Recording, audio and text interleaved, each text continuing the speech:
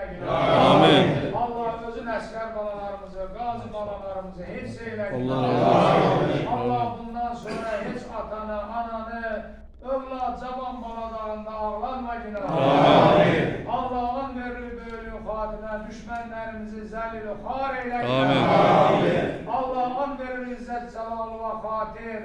Biz ataları aile yanında, uşaq yanında, namus yanında baş aşağı eylemeyin. Amin. Allah ölkemde olan ve emnamanları elimizden almayın. Amin. Allah şehitlerimizi bükülüp gelen Müsreyli bayrağımızı gün ve yurza ve kudretli karar vericiler. Amin. Allah birliği, vahdeti, mehribançılığı elimizden almayın. Amin.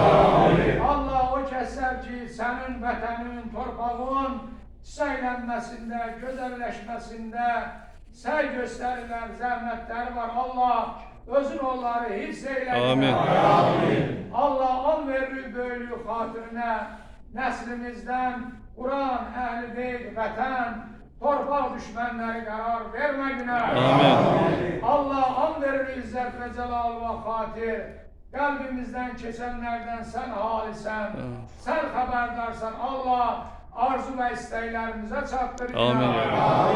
Allah gözümüzden uzak olan evlatlarımız var, balalarımız var. Tahsille meşgul olan evlatlarımız var. Allah onları yerin göğün belalarından hiç eyle. Amin. Allah evlatlarımızı hoşbakt eylemeyle biz atalara, büyülere sevinç getir. Amin. Allah on verir böylüğün hatirine ahırımızı, akıbetimizi hayırlı karar verir. Amin. Allah ana bazılarımız senin cüme namazındadılar. Allah onların arzu ve isteklerinden sen haberdarsan.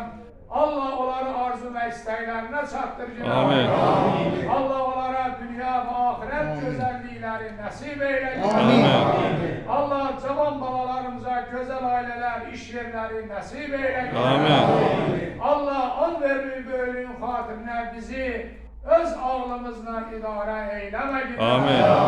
Allahümme gfirlil mu'minine vel mu'minat vel muslimine vel muslimat vel ahyai minhum vel amvat ve bil